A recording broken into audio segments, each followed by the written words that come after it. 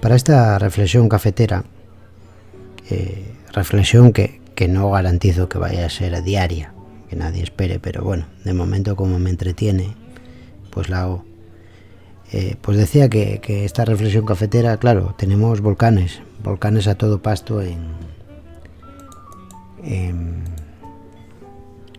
las noticias y en las webs y en todas partes. El otro día, leyendo el muro de Twitter, Bicha, que es un tuitero al que me sigue y al que sigo, pues hacía todo un listado de temas importantes que estaban sepultados bajo la lava. Lo de Puigdemont, el asunto de la ministra Laya, conflictos ahí en Mali y en Túnez, bueno, de todo, pero la lava con Pedro Piqueras ahí rojo como un cangrejo, pues lo tapa todo lo tapa.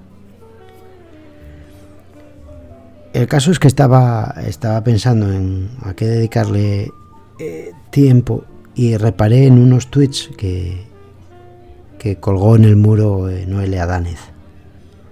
Noelia Danez es editora, ensayista, participante destacada en el programa radiofónico de Julio Otero. Ahora creo que antes estaba en la tertulia, ahora creo que tiene un espacio propio. Es autora de obras teatrales como Gloria Fuertes y Carmen Martín Gaite y está metida en esto de la universidad de barrio y el teatro de barrio, que son espacios de la nueva izquierda, de Podemos y de Más Madrid. Digamos que es una referente, es un puntal del activismo político e intelectual de esta esfera de las nuevas izquierdas y que ha irrumpido con mucha fuerza. Bueno, ya es una mujer que frisa los 50, es del 73, así que bueno, era su hora de entrar en ese mundo.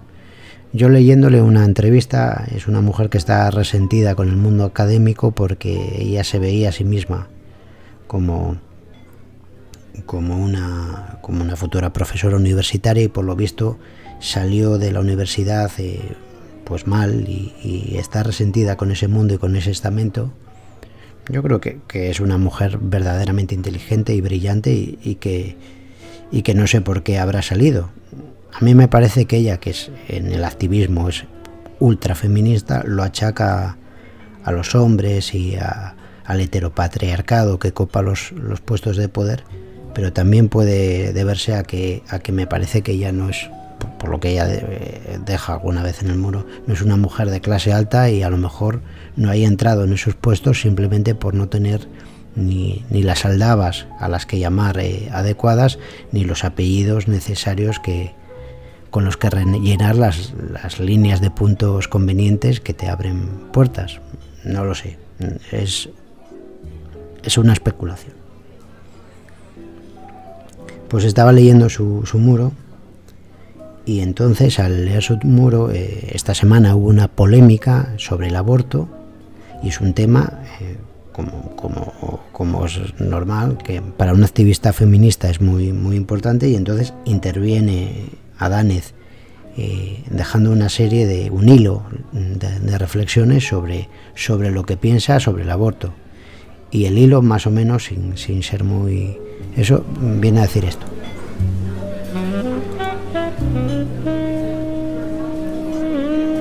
estoy muy indignada con la utilización y la banalización del aborto por parte de medios y partidos políticos.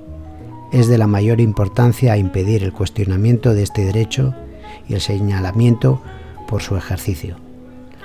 Los derechos reproductivos son esenciales en la preservación de una autonomía básica de las mujeres, desde la que proponer el blindaje de otros y la conquista de los que están por llegar. Me escandaliza que el derecho al aborto se compare con la opción de los médicos de llevar o no a cabo este tipo de intervenciones, como si hubiera dos derechos a confrontar o como si las creencias religiosas de alguien justificaran su negativa a asistir a quien lo necesita.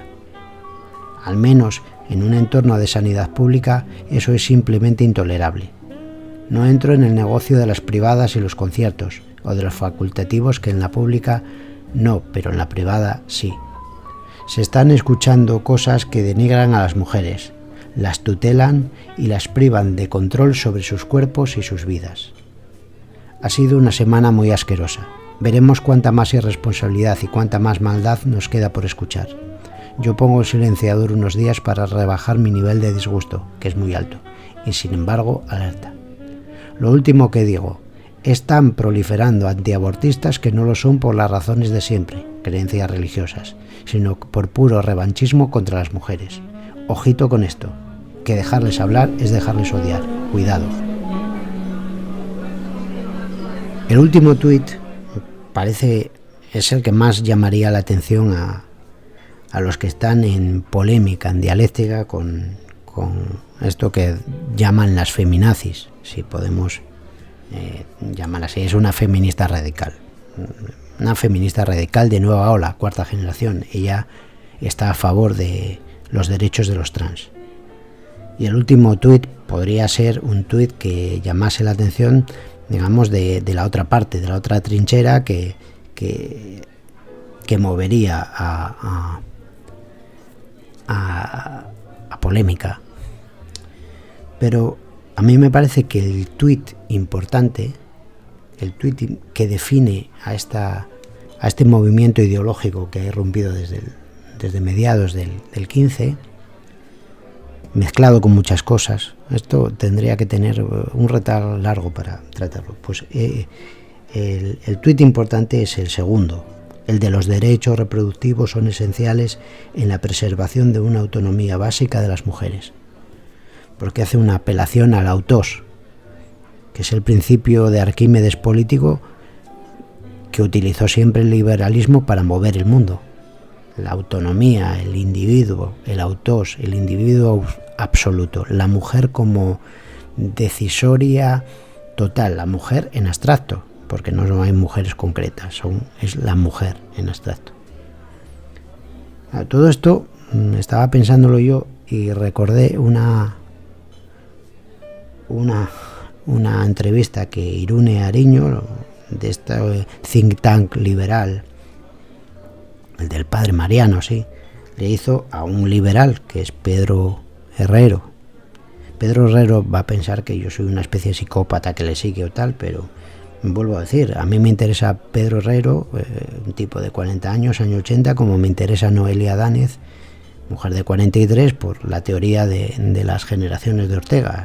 Están, como yo, en ese gozne en el que estás identificando el presente en marcha. Yo siempre digo a amigos míos o tal, que a mí las columnas que más me gustan de Umbral, cuando se podían leer en El País, eran las de Splin de Madrid y todas estas, porque se notaba que Umbral estaba en los 40 y estás en esa edad en la que estás dejando de ser joven, ya estás camino de la vejez, pero tienes todavía la fuerza y tienes la capacidad de visión del mundo en marcha y lo pillas rápido. Después, cuando ya eres 50 o así, ya la cosa debe ser que cambia, no lo sé. Pero me parece que esa es una edad de madurez potente. Entonces, vuelvo a decir, yo sigo a Herrero como sigo a esta Dánez, que por cierto, me vi tentado hice unos cortes que pondré aquí, me vi tentado a publicar los cortes en un tuit para polemizar con ella en Twitter. Pero después me lo pensé mejor y digo, lo publico aquí en YouTube, el que lo quiera ver, que lo vea, que lo va a ver poca gente.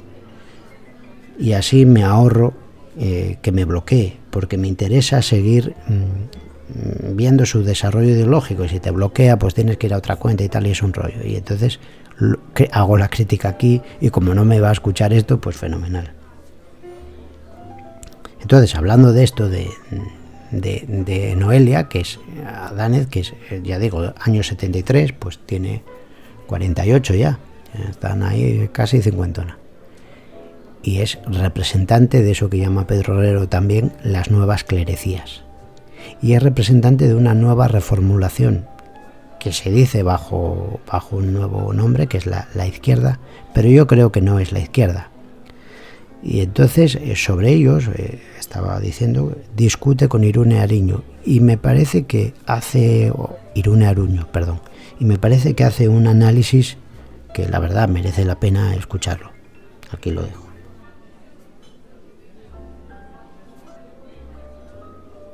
Temas.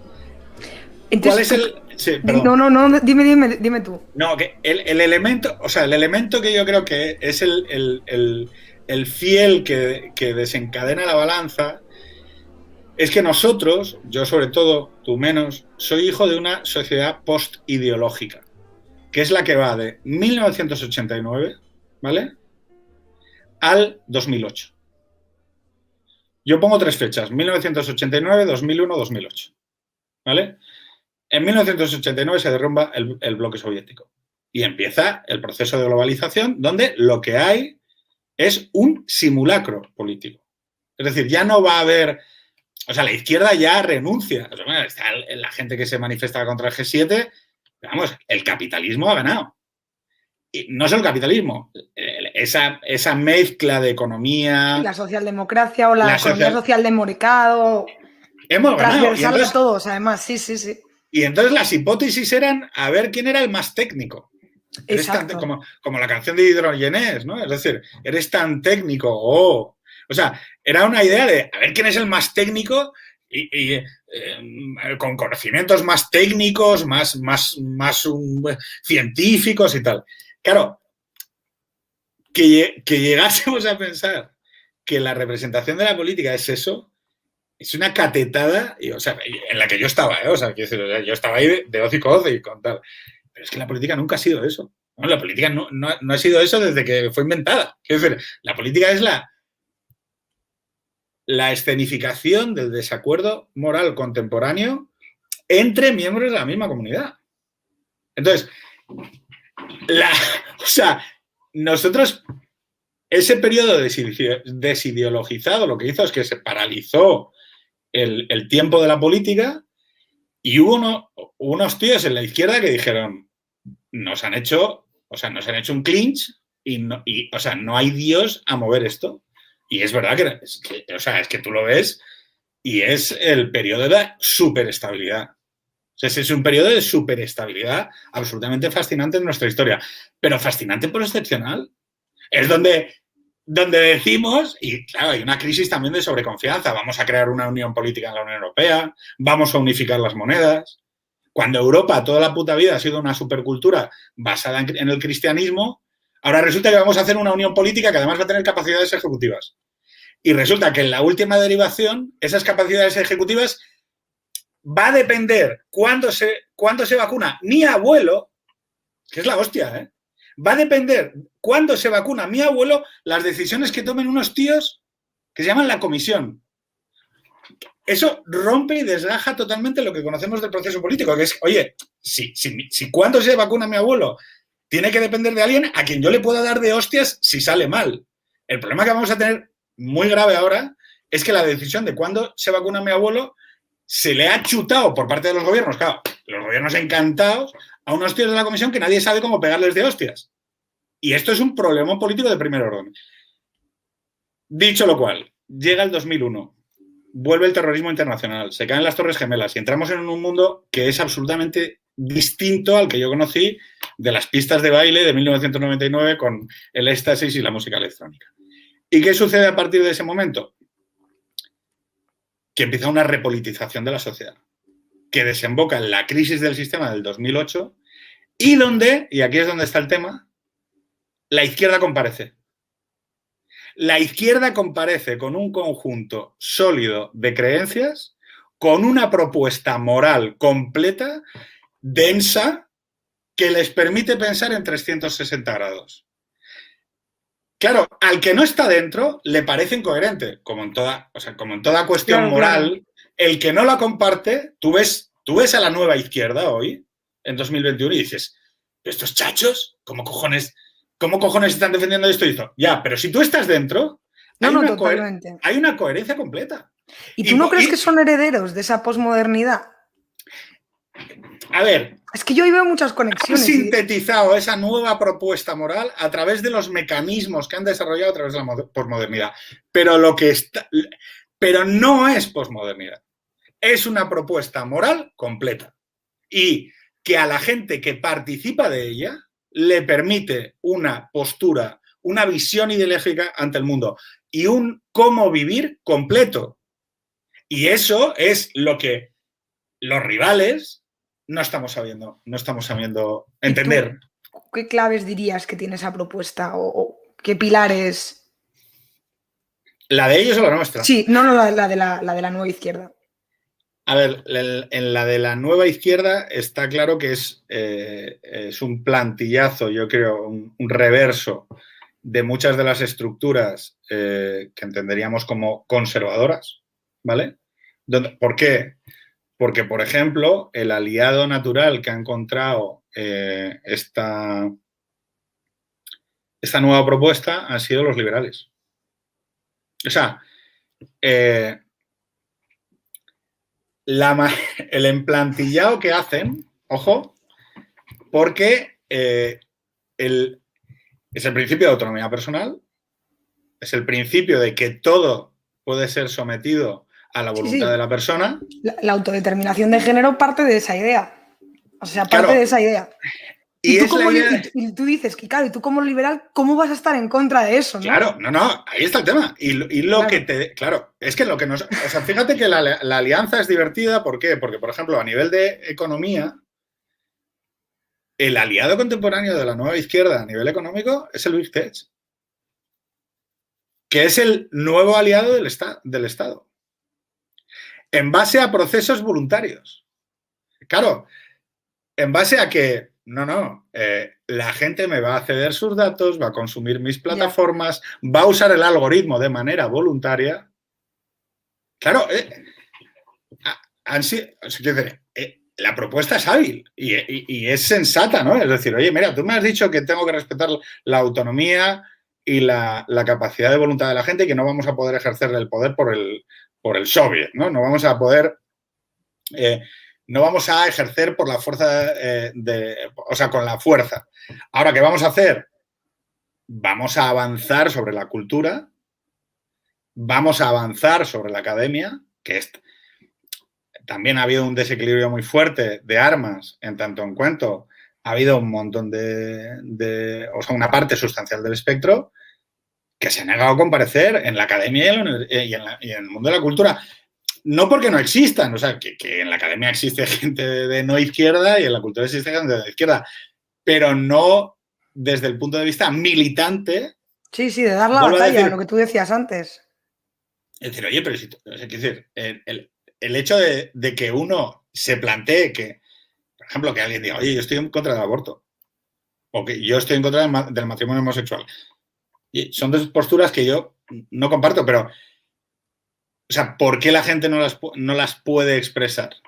Porque eso está en contra de la moral dominante. Pero además, ¿qué es esa idea de la moral dominante? ¿Cómo que hay una moral dominante? No, oiga, quiero decir, habrá muchas interpretaciones de lo que entendemos como bien común. Habrá gente que tenga una sensibilidad, hay gente de comunidades religiosas, hay gente que tiene todo el derecho del mundo a expresar libremente sus opiniones sobre el diésel, sobre el tema de la mujer y el feminismo, sobre el tema de... Claro, yo donde reaccioné de verdad bastante fuerte fue con el tema del 8M y el... Yo creo que está bien todo, están bien seleccionados los jalones temporales de 89, 2001, 2008.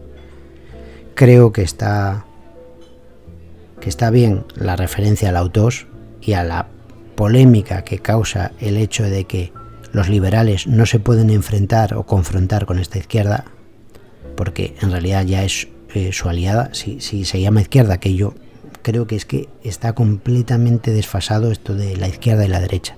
La izquierda y la derecha era frente al trono y al altar, y ahora mismo estamos en un mundo de placas, literalmente de placas. Lo hemos visto con Australia, Reino Unido y Estados Unidos ya conformándose, ya eran una placa desde el año 40 y pico, esto yo ya lo discutía, pero ya conformándose abiertamente como una placa. Y entonces yo creo que son estas gentes, pues son individuos urbanitas de ciudades que están troquelados al modo anglosajón y que además enloquecidamente recurren ese principio anglosajón, ya que el mundo anglosajón fue el que llevaba esto del liberalismo como idea ilimitada. De esto ya hablaré en un Guillermo, como idea ilimitada, pues llevan esto a tope. Y entonces aquí está viéndose clarísimamente con esta mujer que es nosotras parimos, nosotras decidimos, tú eres, yo soy dueña de mi cuerpo. No, tú eres propietaria de tu cuerpo. Y es el tema este del autos. Y esto se discutió en el debate de Bueno contra Sotelo, Ignacio Sotelo, el que fuera intelectual del PSOE, para que se vea. Vamos, hay una línea de continuidad entre el PSOE del año 2003, del año 2004, un PSOE liberal. Sotelo además era profesor en Berlín, y los nuevos intelectuales de la nueva izquierda en ciertos aspectos. Y entonces esa línea de conexión, ese hilo que los conecta, vemos a Sotelo ante Bueno, que sostiene posiciones antiliberales. ¿Por qué? No porque sea antiliberal, bueno, sí, porque lo es, porque está filosóficamente en contra de la idea de sujeto. Está en contra de la idea de sujeto abstracto. Y entonces eso se ve en esta discusión, en este momento genial, cuando dice, bueno, qué horror, qué horror. Defensores de la libertad. Es que tiene y que es que sin libertad, si no, yo no sé de qué estáis hablando. Libertad no podemos. No sé de qué estáis hablando. No podemos. Define la libertad. ¿Qué entiendes por libertad? Otro elemento, claro, que también, no sé, en el sentido moderno, en el sentido tradicional, escolástico, la libertad era la posibilidad de distinguir el bien del mal. En el sentido moderno, rusoniano, kantiano, libertad es autonomía. Libertad es autonomía, es darse las propias leyes, es darse las propias normas a sí mismo, es decir, conducirse según los propios criterios que tenga cada uno. Pura. Y esto es el sentido moderno. Hombre, moderno, la modernidad que llamáis. Claro. Moderno de la ilustración de la libertad. ¿Cuál es tu concepto de la libertad? Y luego sigues tú. La libertad, para decirlo rápidamente, es la conciencia de la necesidad. Hay libertades psicológicas, etológicas, políticas, ¿verdad? El libro de Skinner, Más allá de la libertad y de la dignidad, famosos. Es decir, que es un concepto tan completamente ambiguo y equívoco que hay que definirlo políticamente. Lo hemos definido como autonomía. Darme las leyes que yo quiera y no tenga una heteronomía, es decir, autonomía frente a heteronomía. Heteronomía, las leyes vienen de fuera, autonomía, las leyes eso es Kant. Ese concepto, eso está en Rousseau, que lo recibe Kant. Claro, Kant. Ese concepto yo no puedo aquí discutirlo porque he dedicado un libro entero a él, a tratar de demostrar el componente puramente metafísico, casi ingenuo y casi infantil de ese concepto. La autonomía es un concepto que supone la causa sui, es imposible la autonomía, que a mí me recuerda siempre el barón de Münchhausen cuando se tiraba de los propios cabellos, ¿verdad? Es decir, la autonomía es un concepto sin sentido, completamente sin sentido. Porque ¿quién es el autor? ¿Quién es el autor que da las leyes? ¿Quién es el individuo? Imposible. Para el punto de vista ético, sí, pero si el autor que se da sus leyes es una sociedad, una clase social, es el Estado, entonces cambia completamente la libertad. Entonces decir que la autonomía es la capacidad de darse sus propias normas, eso es sencillamente, yo creo que no sabe lo que se dice, no, es una pura fórmula que no tiene sentido ninguno. Porque...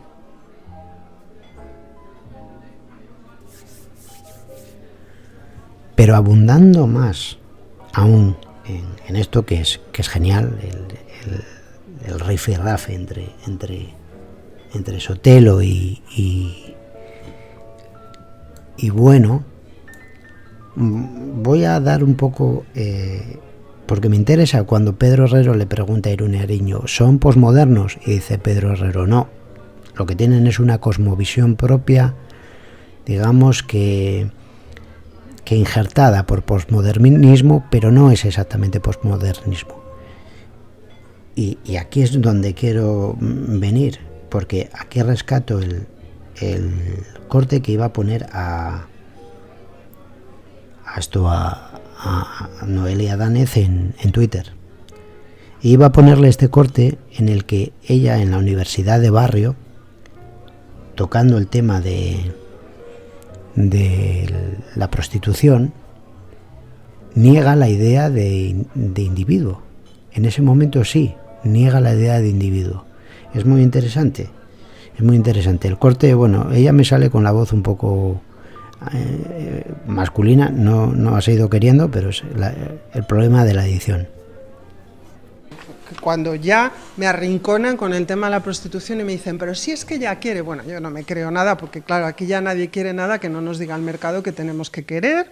Entonces yo lo siento mucho, pero como yo tengo una crítica casi marxista, todavía conservo un acervo de crítica marxista en mi vida y veo mucho el mundo a través de la clase y desde luego estoy totalmente sensibilizada con la mierda de mundo que tenemos y con mejorarlo, pues cuando ya me arrinconan con lo del deseo, digo, bueno, pues mira, eso, entonces, vale, tú esto lo haces porque quieres, pues vamos a ver si podemos hacer todo lo posible para que dejes de querer esto, ¿no?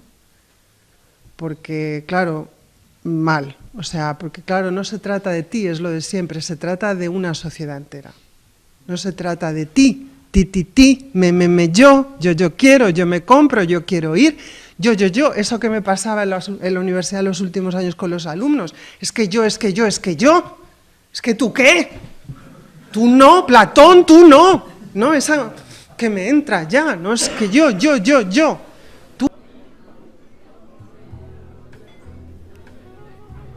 En toda esta pieza es muy importante. Yo no quiero entrar en los debates de la prostitución o del aborto, porque son debates complejísimos que eso sí que merecerían 14 horas de un programa especial.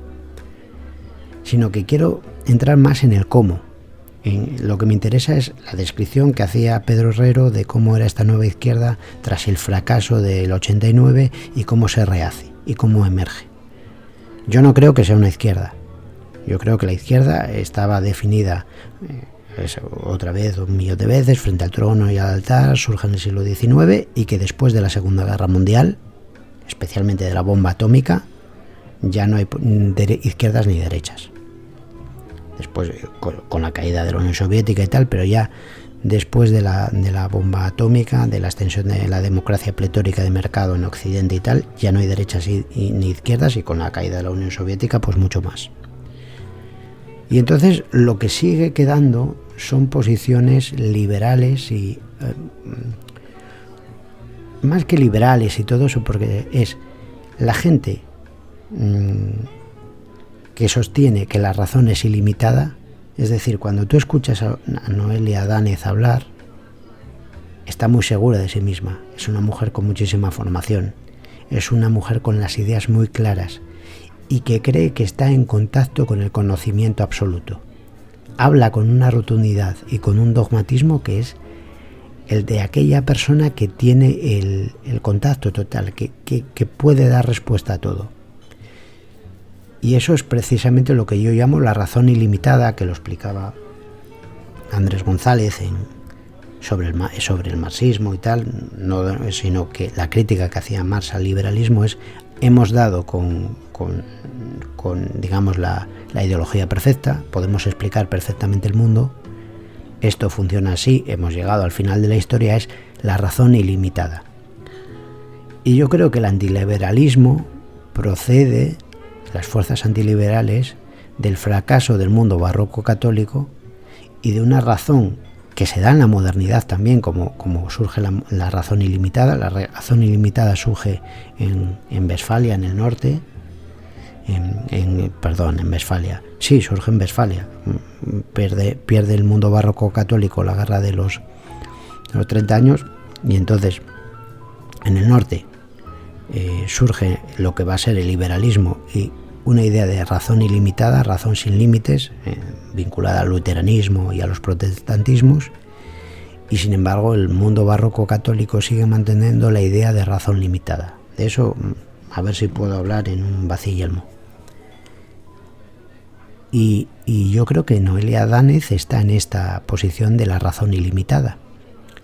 O sea, esta izquierda que fracasó en el 89 se ha transformado en la vanguardia de la razón ilimitada, y a eso se suman los plutocracias, en este caso plutocracias del mundo occidental vinculadas a las ciudades anglosajonas y a sus entornos, y con la paradoja de que han encontrado un límite en China. Han encontrado un límite en China. China los está limitando. Pero les da igual, ellos siguen a lo loco. Ellos siguen a lo loco, a lo bestia. Y a mí me parece que eso en España es aún más problemático, porque España es una tierra de cambio de placas. Es decir, nosotros, digamos que el mundo, como decían los franceses, no sé quién lo decía, bueno, los franceses voy a decir, África empieza en los Pirineos. No empieza en los Pirineos. África empieza, no empieza en los Pirineos, perdón. En los Pirineos empieza el mundo hispánico. Concretamente yo creo que Latinoamérica empieza en el paralelo 40 de la península ibérica. O sea, de Andalucía ya es Latinoamérica. Esto hoy estamos viendo, Canarias es Latinoamérica. Todo eso es Latinoamérica. Latinoamérica empieza ya en Europa. Y después estamos nosotros, que somos la Hispanidad Norte, porque yo vivo en Asturias, que estamos ahí a verlas venir. Pero más o menos esta es la situación. Empiezan a desplegarse y yo creo que va a aparecer una idea de racionalidad limitada vinculada a nematologías, que decimos nosotros, a nebulosas ideológicas que se van a ir articulando. Pues puede ser, por ejemplo, Pedro Herrero, otra gente. De momento no los veo muy claros, pero eso va a ir apareciendo y creo que inevitablemente vamos a un conflicto en ese sentido, porque Adánez, y lo hemos visto también con Íñigo Errejón, al final han apostado porque fue interesante cómo empezó Podemos. Podemos fue un viaje a Sudamérica de ida y vuelta, pero de repente Íñigo Errejón cambió la orientación y se pasó a lo que se llama la izquierda anglosajona de la Ivy League, del mundo de las universidades de hiedra de la costa este de Estados Unidos, y lo ha entendido muy bien y lo hace muy bien, y además él está vinculado a eso. No sé, esto ya me está saliendo un rollo, creo que va por ahí.